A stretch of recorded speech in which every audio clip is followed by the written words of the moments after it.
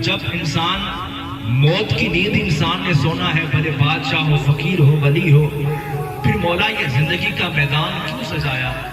تو اللہ تعالیٰ خود جواب دیتا ہے سورۃ الملک میں کہ تبارک الذی بیدہ الملک وہو علی کل شیء قدیر الذی خلق الموت والحیاۃ لیبلوکم ایکم احسن عملا وہو العزیز الغفور۔ کہ اے میرے لوگوں، میں اس کائنات کا مالک ہوں اور میں نے موت اور زندگی کو اس لیے بنایا تاکہ میں تمہیں دیکھ سکوں کہ مجھ سے وفا کون کر کے آتا ہے اور دنیا سے وفا کون کر کے آتا ہے، تاکہ میں اس میلے کے سجا سکوں۔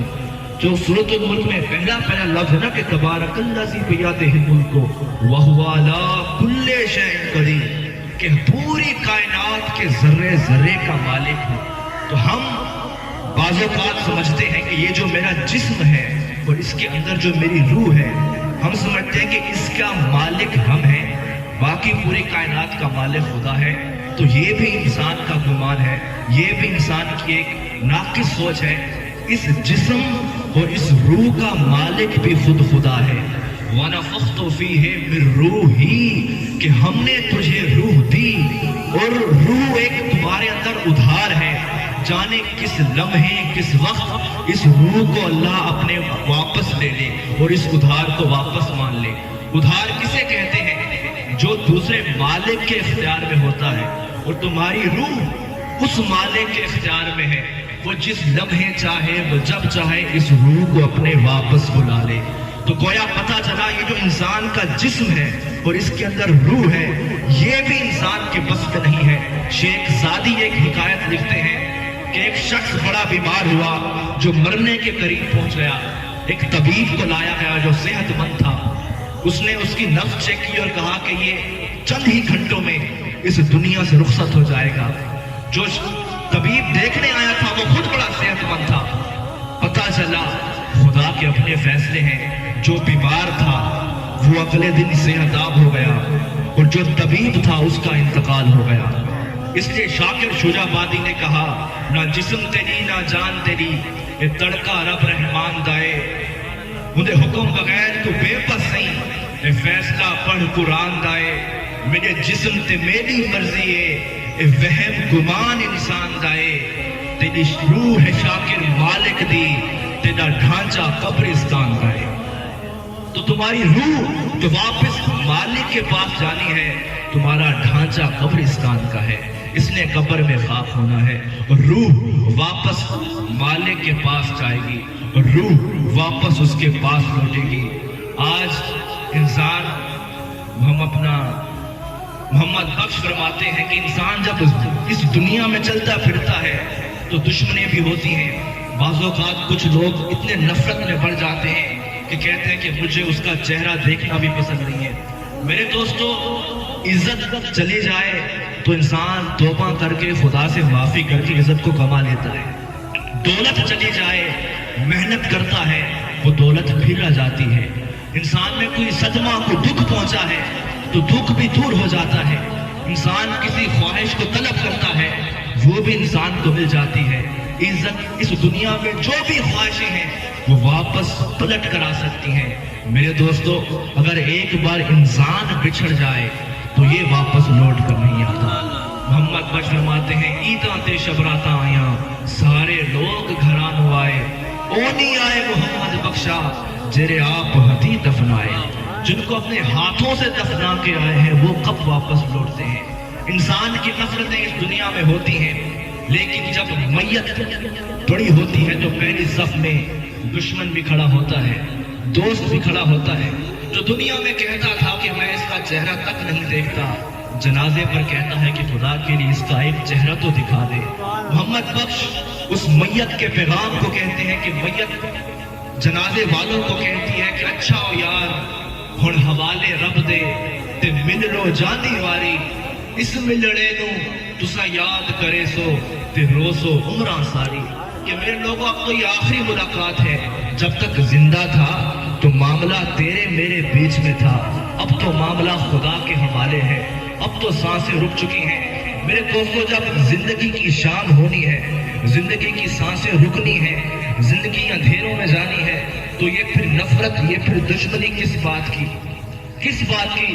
اگر آج کسی سے روٹھے ہو، میں نے دیکھا ہے کہ چھوٹی چھوٹی باتوں پر کئی سال گزر جاتے ہیں، بھائی بھائی سے نہیں بولتا، بیٹا باپ سے نہیں بولتا، باپ بیٹے سے نہیں بولتا، اور اچانک ایک مسجد میں مؤذن اذان دیتا ہے کہ فلاں کا بیٹا فلاں کا باپ انتقال کر گیا ہے۔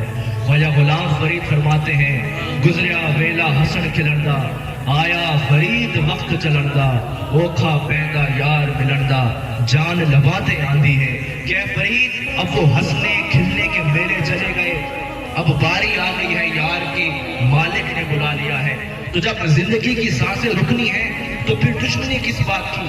اگر کسی کو منانے میں ہم کو یہ محسوس ہو، ہمارا نفس ہمیں جواب دے کہ انسان تیری عزت گھٹ رہی ہے، تو حضور نے وہ مسئلہ بھی حل کر دیا۔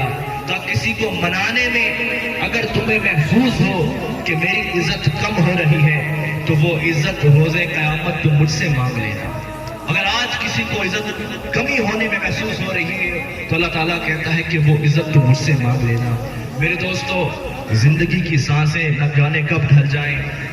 ہم پر ایک اللہ نے بڑا احسان کر دیا کہ ہمیں خدا نے مصطفیٰ کا امتی بنا دیا، ہمیں اس کی چوکھٹ پہ ڈال دیا۔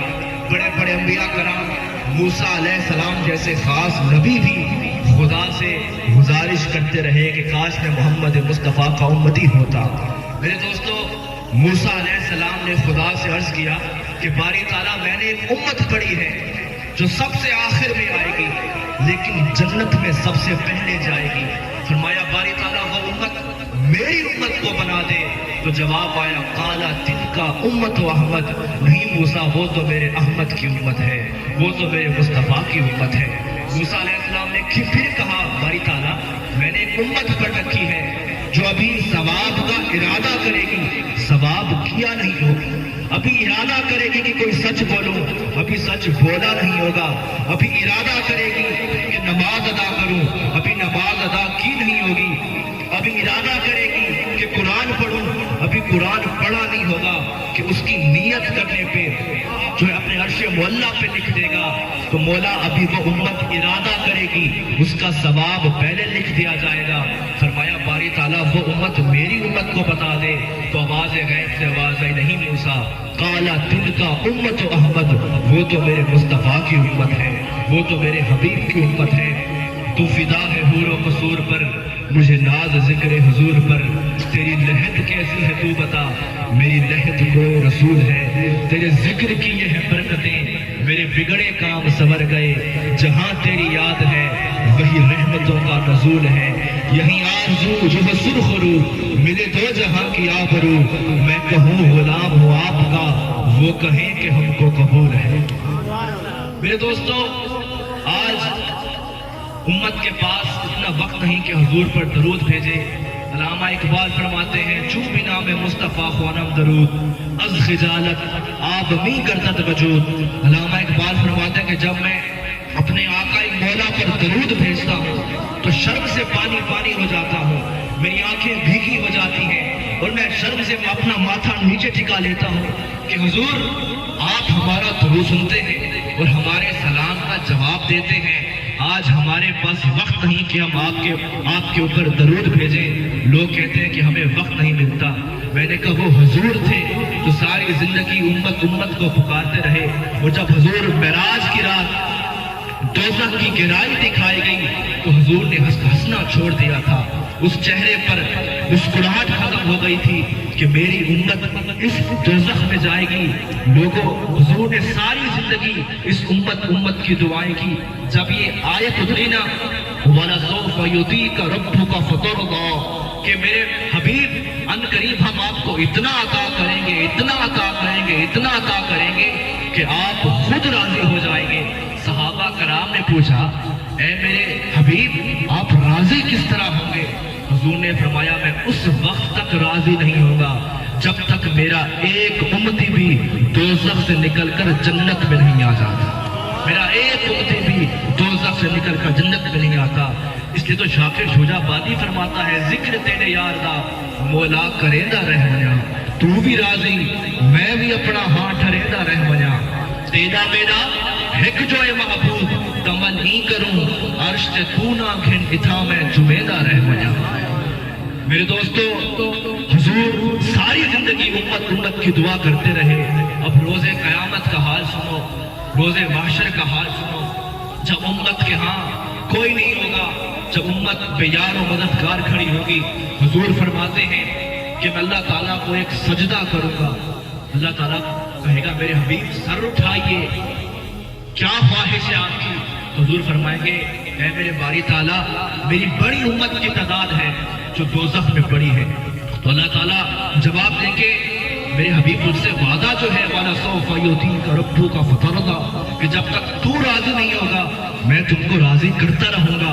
حضور فرمائیں کہ میری امت دوزخ میں پڑی ہے، تو فرمائے بھائی تعالیٰ فرمائے گا جس کی دوزخ میں جا، جس کے اندر جو ایک چھوٹا سا دانہ ہوتا ہے، اگر اس دانے کے مطابق بھی کسی کے اندر ایمان ہو اسے دوزخ سے نکال کر جنت میں لے جائے۔ حضور فرماتے ہیں میں پھر سجدے میں گروں گا، باری تعالیٰ کا حکم پوچھے گا آپ حبیب اب کیا ہوا؟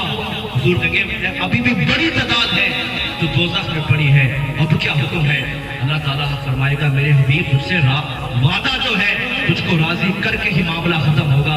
اگر رائی کا دانہ تو دور کی بات، اور جس کے اندر ذرہ ایک ادنا داغ کے برابر بھی جس کے اندر کچھ ثواب ہے، اسے بھی دوزخ سے نکال اور جنت میں لے جا۔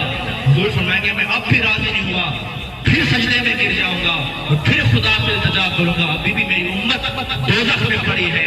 تو آواز غیب سے آواز آئے گی میرے حبیب اب کیا چاہتے ہو؟ باری تعالیٰ اب کھلا اعلان کر دے مجھ سے دیکھا نہیں جاتا کہ میں جنت میں چلا جاؤں اور میری امت دوزخ میں تڑپتی رہے۔ تو اللہ تعالیٰ فرماتا ہے حبیب تجھ سے وعدہ جو ہے والا سوف یعطیک، سن میرے حبیب دوزخ میں جا اور میرا کھلا اعلان سن، عزتی وکبریائی وعظمتی لاجبروتی لو اخرج جنہ من قال لا الہ الا اللہ محمد رسول اللہ۔ میرے حبیب دوزخ میں جا، جس نے تیرا صرف کلمہ پڑھ رکھا ہے اسے تو دوزخ سے نکالو جنت میں لے جل۔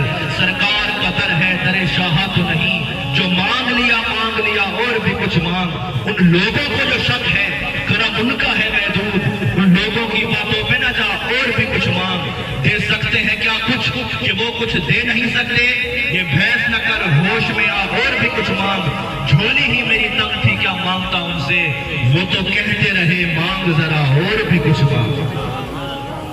شاکر شجابادی کہتا ہے محمد محمد پکاری رہا کر، محمد جان واری رہا کر، کبرتا حشرتا شافی محمد، خدا کو گھنانے سے معافی محمد، تو جنت نہ منگی ہے کافی محمد، یہ رات ورد کتنی رہا کر، محمد محمد پکاری رہا کر۔ میرے دوستو آج امت کے پاس حضور کے پاس درود بھیجنے کا وقت نہیں ہے، یہ درود ہی ہے جو اپنے آقا مولا کو اس رشتے کو مضبوط کرے گا، یہ درود ہی ہے جو حضور کے ہاں حضور کی چوکھٹ میں تمہیں قریب لے جائے گا۔ میرے دوستو حضور کی چوکھٹ پہ آؤ اور اس رشتے کو اس طیبہ والے کے در سے مضبوط کرو۔ ہر رشتہ ایک عارضی ہے، اگر تمہارا رشتہ طیبہ والے کے در سے جڑ گیا تو اس در سے کبھی تم واپس لوٹ کر مایوس نہیں آؤ گے، تم اس در سے جڑے ہی رہو گے، اور اس در سے فلاح ہی فلاح ہے، اس در میں کامیابی ہی کامیابی ہے، اس در میں ہمیشہ عزت ہی عزت ہے۔ میرے دوستو